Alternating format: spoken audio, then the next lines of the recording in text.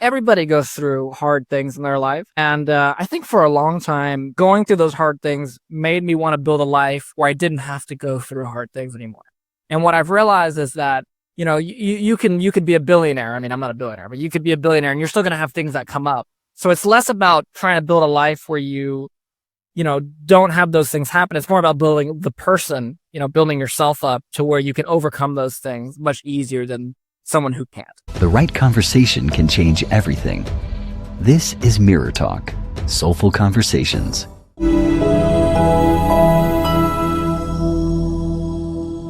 In this episode, we'll be learning about becoming successful in the real estate business from a young entrepreneur who has built an 8-figure company at the age of 24. He's a co-founder and CEO of surplusfunds.com. Welcome to the show, Spencer. How are you doing? I'm great. I'm excited to be here. And this has been a long-awaited conversation between you and I. So very excited. Yes, I'm also super excited to be speaking with you. Looking forward to learning so much from the secret behind your successful business and from your life story also. While preparing for the conversation, I read that you shattered your ankle while playing basketball, and then after surgery, you spent a lot of time reading, studying. You began, real estate business basically, and the rest is history, as they say. So, would you like to shortly share the story with us, how it all began and how your life took these paths, basically? Yeah, totally. I mean, I think, before I even jump into that specifically, I'll just say this for your audience. Everybody goes through hard things in their life. And I think for a long time, going through those hard things made me want to build a life where I didn't have to go through hard things anymore. And what I've realized is that, you could be a billionaire. I mean, I'm not a billionaire, but you could be a billionaire and you're still going to have things that come up. So it's less about trying to build a life where you don't have those things happen. It's more about building the person, building yourself up to where you can overcome those things much easier than someone who can't. Like you just mentioned, I broke my ankle. I was a huge basketball player, and while I wanted to play in the NBA, that was my big goal. And a few days before I turned 16 years old, I shattered my ankle. I broke it in 6 places, dislocated it, the bone came out of the skin, the whole 9. I couldn't play basketball for over a year, and I couldn't walk for several months. It was that bad. Required surgery and all this stuff. And in that time, my whole identity was this one thing of basketball. And then all of a sudden that was gone.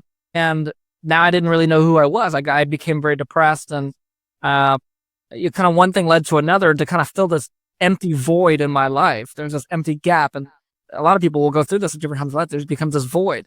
And to fill that void, I got very lucky because I have an addictive personality, and I discovered real estate investing. And I just became obsessed with that. And I say very lucky because, in a different turn of events, like I said, I have a very addictive personality. It could have been something else. It could have been something negative. So anyway, I discovered real estate, started learning about that at, 16 years old.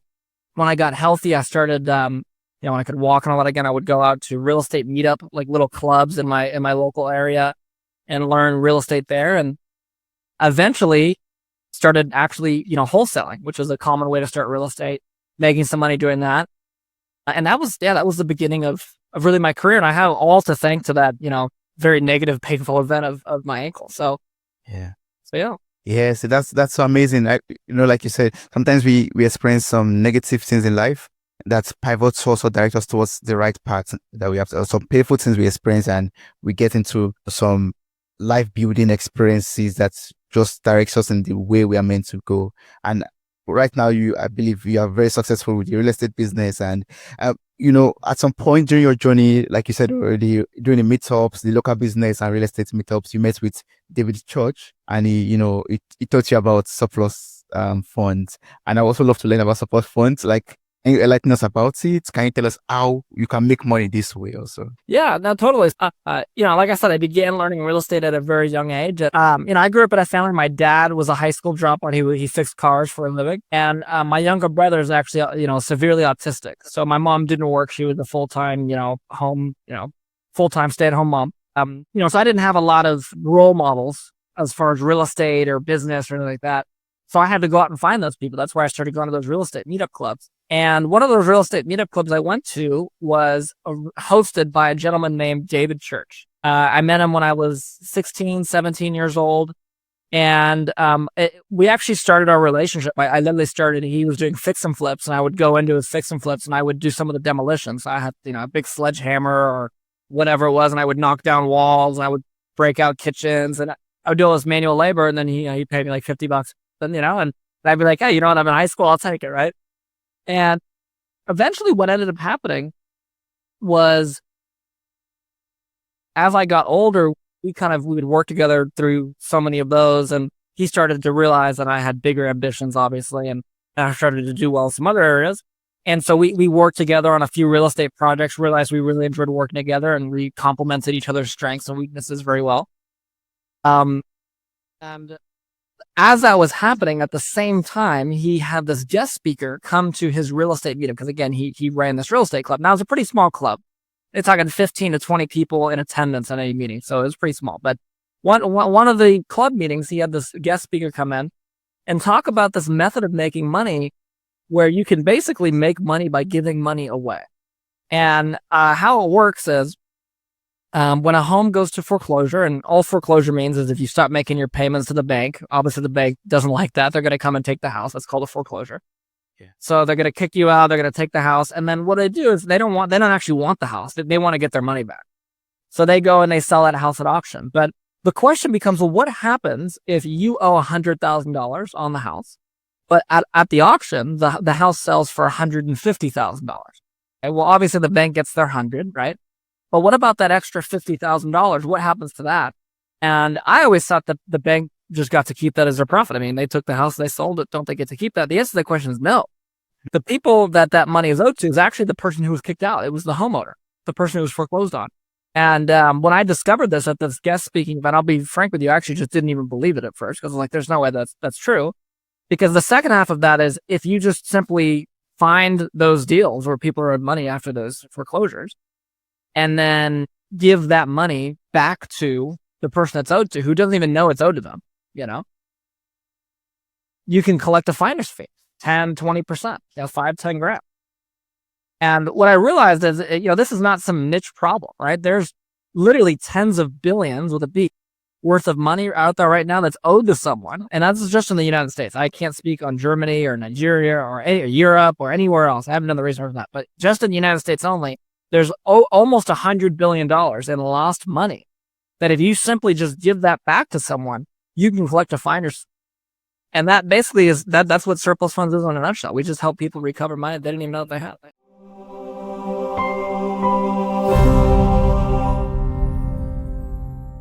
Sometimes you do not need another episode.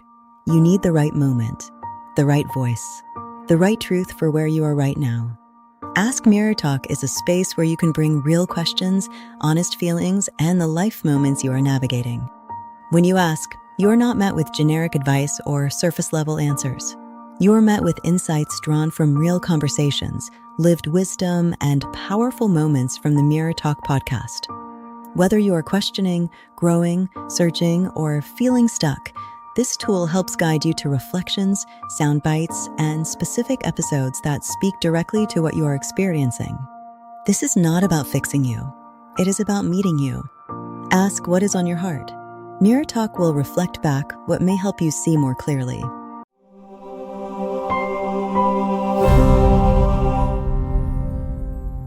Like, for example, if I'm interested in, being a part of surplus funds, like taking part in real estate business through this method, like, how can I get started? What do I need to do to get started? Yeah. So, I mean, the biggest thing you need to do is get educated, right? Understand what you're doing. There's really only 3 steps to the business. So we created a system, and it's literally called the FCC method, which it's an acronym, stands for Find, Connect, Collect. And that's literally what this entire business comes down to. So if you understand this, you can go out and do this right now, which is all you need to do. Step number 1 is find people that are owed money. Pretty easy. 1 in 10 people in America right now is owed money. And again, most countries, at least in Europe and in most of the developed world, have something like this. They might call it something different. It might not be called surplus funds. It might be called unclaimed property or lost money or something like that, right? Mm-hmm. But go find in your area where those people are owed money, and you need to find a list of those people. So that's number 1. Find a list of people that's actually owed money. Number 2 is connect, right? So we got to connect with those people. We got to talk to them and tell them, hey, educate them. Hey, you're owed, $10,000 or $50,000 or $100,000 or whatever it is for this reason. Would you like my help in recovering it? And it's funny because the biggest objection you'll ever get with this, because you're not really selling anything, you're just giving them money, is this real? And as long as you can build enough trust and credibility to overcome that, this is super, super simple and easy at that point, right? So that's connect. So we found the people that owed the money, we've connected with them. And then the third step is just to collect the money. And that's it. We just need to, have them fill out really 2 or 3, really quick, easy pieces of paperwork, submit it, and collect a check. I mean, that's pretty much it. Yeah. And that sounds good. It's actually better than the debt collectors, right? Like debt collectors call you and they want to get your money back, but you call people to tell them you actually own this amount of money somewhere. I mean, you can become maybe $10,000 richer by tomorrow. That's great. Exactly. Exactly. Yeah, we get to do the opposite of that. So instead of debt collecting, we get to give people good news instead of bad news. Yeah. Even when is interested in knowing more about this, I will put the link to your website in the show notes of this episode. So I encourage people to just, click on surplusfund.com, read more about what you do. You also have courses on there, which we'll talk about also later in this conversation. But I would also like to learn about this from you. You've been, you started this at a very young age. You became very successful. You are very, very successful with the business that you do. And I just love you to share some strategies that we could make use of to become successful in real estate business as well as an entrepreneur in general. Yeah, that's a really good question, because I will tell you straight, this was not my first business. I had many other businesses before this. When I've been an entrepreneur since I was a kid, right? So when I was a kid, I did the whole lemonade stand. I had a lemonade stand franchise and all that. And then when I got in high school, I got a little bit more sophisticated. So I actually started a carpool company, because one of the problems at my school, it was kind of there's not really a neighborhood right next to it. So everybody had to drive to school. And, a lot of kids in my area, their parents are both working, they don't necessarily have a ride. And, for whatever reason, maybe they can't get on the bus or it's too far or whatever the case is. So they need a ride to school. And what I realized was parents at that time, this is several years ago now, they didn't really trust Uber like they do now. And also I realized why wouldn't they trust another high school kid that's going to the same school that lives down the street to pick them up and drive them to school? Because we can do it for cheaper than Uber ever can, because we're literally all going to the same location, right? At the same time. Yeah. So I organized this whole thing where basically you could sign up to be a driver or you could sign up to be a rider. And I just collected 50% of everything. And so, I wasn't making a bajillion dollars in high school, but I mean, I was making a couple, $2-3 grand a month doing this. And so anyway, I bring that story up to say, listen, no matter what your age, whether you're younger or way older or whatever the excuse is about your age or your background, it doesn't matter who you are. All you need to realize is that there are problems. What a great entrepreneur does is find the problems and take personal responsibility of them, right? I could have said, look, I had a ride to school. There was never a time where I did not have a ride to school. So I could have said, hey, you know what? This is not my problem to deal with. I don't care. But instead I said, no, but this is a problem that people have. And I'm going to take personal responsibility of that problem, even though it's not mine. I don't have the same problem. And I'm going to fix that problem and I'm going to benefit from it. I mean, that's what capitalism is. That's what being an entrepreneur is. So my best advice is just to look at the opportunities which present themselves as problems and say, what is the best way that this can be fixed for as many people as possible? And are they willing to pay for this? Yes, I really love that. Having that mindset of solving problems makes you a successful entrepreneur. Yes. And now you started a business and now you want to, make more deals. You want to, get more transactions done. I do some secrets to making more deals in our business, like getting more buildings to flip, for example, or getting more clients or big companies to buy our real estate properties. Mm-hmm. Yeah. I do some secrets to that. There's a couple things that you have to have in place to have a consistent method of getting clients. One of my favorite quotes that I've listened to recently is from Alex Ramosi. I don't know if he made this up. I don't think he did. But he says, listen, you only learn sales because you don't know how to market, and you only learn marketing because you don't know how to build a great product.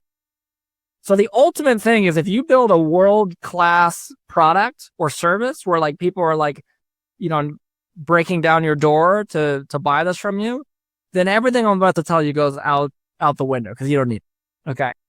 But that's a very small, that's a, less than 1% of businesses ever get to that level. So for everybody else, my best advice as far as getting consistent customer acquisition is to, first of all, pick a channel that makes sense. I mentioned 2 businesses. I've had the carpool company, I guess 3, the lemonade stand, the carpool company, and the surplus fund company.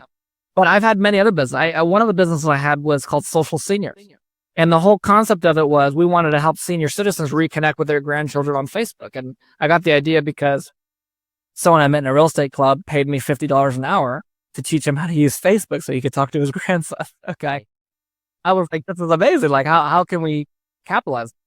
So long story short, the reason why that business failed was because we couldn't acquire customers, because our plan to do that was to go door knocking on senior citizen, retirement communities. But they don't allow soliciting. Like, you're not allowed to door knock there.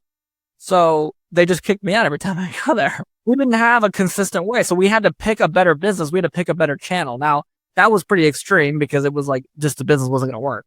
But in most cases, you can just pick a different channel. So, hey, listen, maybe newspaper advertising doesn't work anymore. Let's use Facebook ads. Let's use YouTube ads.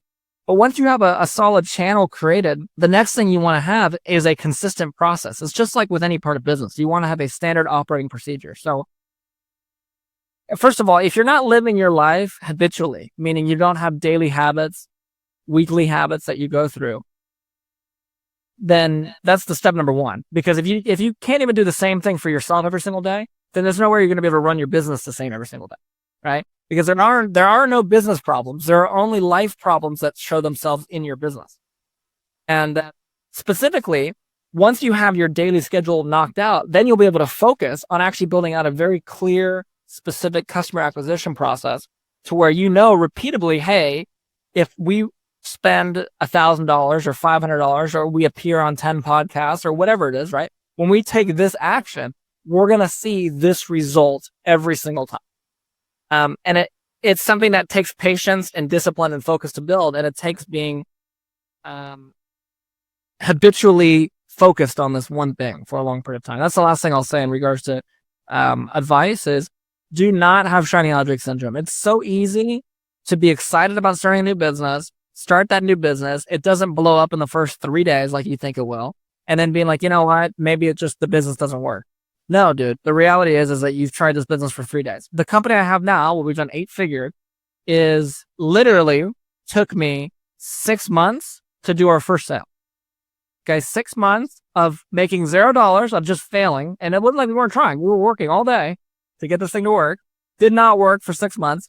And then finally, after 6 months, we figured it out. So the point is if I would have given up and said, oh, I just do a different business, we would have never obviously created this company.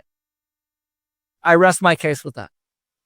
So that's so wonderful. Thank you so much for sharing that. Like, I love the fact what you said right now is, the way I understood it is like we have to work on ourselves first before we can be successful in our business. Like get your daily routine in check, get your personal development in check, get your spirituality, anything you need for you to be a whole being, get it in check before you can be successful in a business also. And starting a business does not mean that you succeed. You could fail 1,000 times, but once you are consistent and you are determined and disciplined also, like you said, we are going to succeed in a business. Yeah.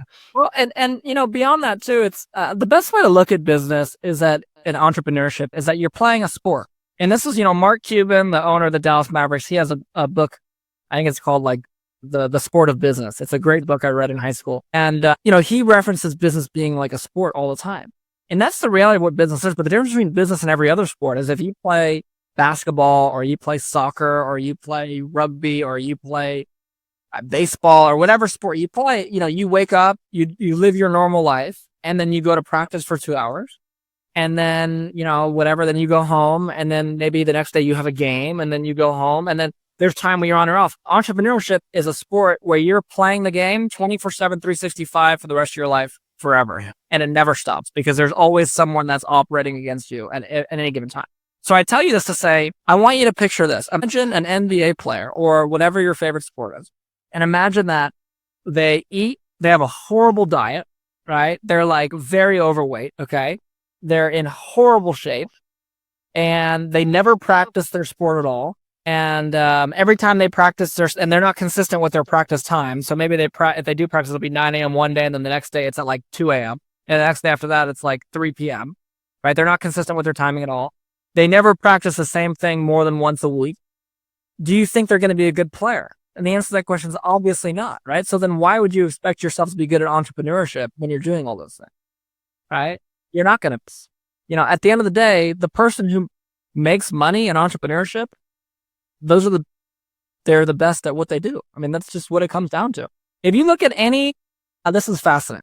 If you look at any professional sport or just any sport in general, and you look at the percentage of people that play. So I actually know the numbers on this because, again, I played basketball and I coached basketball and all that. But in the United States of America, there are roughly about, 500,000 people, high school students specifically, that play high school basketball. Okay. So 500,000. And in the world, there's tens, hundreds of millions of people that play basketball, right? But we're not even counting that. We'll say 500,000 people that play basketball in the United States. Okay. So then the next level of that, how many of them play in college? Like 1% of those. It's like 5,000 people. Like it's like way less, right? And then out of those people, how many of them ever in their life get paid to play basketball? Like maybe 800 of them, if that. I mean, and then out of those people, who makes hundreds of millions of dollars for basketball? Like 20 people. Okay, like LeBron, right? Giannis, like all those people, right? So with that being said, right, if we understand that the top 1% of the top 1%, the top 20 basketball players in the world make all of the money, basically, right? In order for you to make any money in basketball, you have to be that good. Okay, so that's the beautiful thing about entrepreneurship, is that the numbers are not that skewed. You don't have to be the top 1% entrepreneur to make all the money. Now, you're going to make billions of dollars if you're the top 1%. But if you're the top 10% in entrepreneurship, you're worth hundreds of millions of dollars, right? So I just work on, getting yourself better and work on improving your skill set, because that's ultimately what makes you money in the long run. Yes, that's very true. And that leads me to a question about, Surplus Fund Academy. You offer a lot of courses, you offer services to people out there who wants to become successful also. So can you tell us about this academy and the courses that you offer and how we could, apply for them also? Yeah, totally. Yeah, so we have a program called Surplus Fund Academy where we work with you in actually building out your Find, Connect, Collect process for surplus funds. So what does that mean when we say work with you? With Find, we actually built out a software tool where you can go on one website and at the snap of a finger have literally billions of dollars in leads and all their phone numbers, best ways to get in contact with them and their family members if you can't call them directly, in seconds. So we've already done all that for you. With Connect, we often place people with virtual assistants so that you don't have to make the calls. You just literally hire a virtual assistant. They make the calls. You pay them a couple bucks an hour plus $50 commission if they close a deal, and you end up making a lot of money. And then with Collect, we give you our actual paperwork and our documents to close deals and show you how to do it and all that. And so that's what the Surplus Fund Academy is. And it's a kind of a 2 courses that we have, but more importantly, it's one-on-one coaching and accountability with people that are actually doing this business. So that's kind of our main thing. We have some other things that we do on the education side. We have like a little mastermind group that we're kind of putting together, but it's not really public yet. And yeah, that's pretty much that. And if you're interested in that, just go to surplusfund.com. That's not open enrollment, so you can't just join, click a button and join. You have to actually go through an interview process, because just like we take really, really high extensive care of who we allow to coach our students, we also want to make sure that the quality of people we're letting into the program is really, really high as well, because ultimately I'm in the business of helping people get results. And there are some people that are in their life that say that they're in the right place to get results, but they're not. And that's the whole point of the phone interview. So how it works, as you all know, you'll see a training for, it's like a 20-minute free training. It just kind of breaks down more in detail, Find, Connect, Collect process, what's included in Surplus Fund Academy. You'll watch that. You'll click book a call.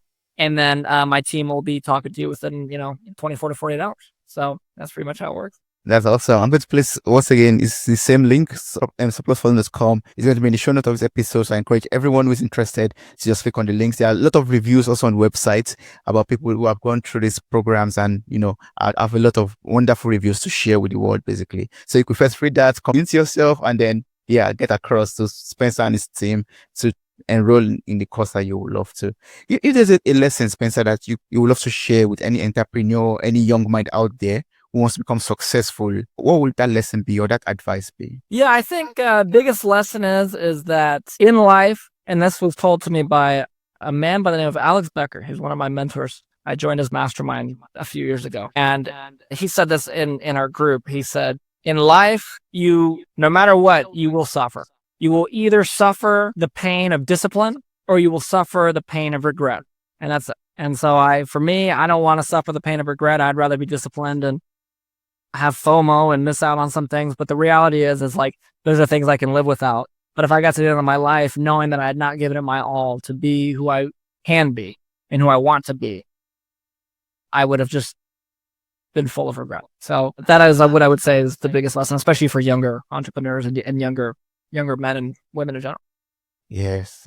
Be disciplined. Yes. Thank you so much. What's the best way to connect with you and work with you in case there's more questions to be asked by the listeners or they want to get across to you? Maybe watch more of your YouTube videos. You have a YouTube channel. You have LinkedIn. What's the best way to, reach out to you? Yeah. I mean, I would say YouTube's great. Jump on our YouTube, watch some of my YouTube videos. It's just my name, Spencer J. Vann. Vann like the shoe company, but with no S and 2 N's. And then you also connect with me on Instagram. I will admit I'm not on social media as much as I used to be, but I have a team that's on there. And so you can shoot them a message and they'll respond. But the same thing, Spencer J. Vann.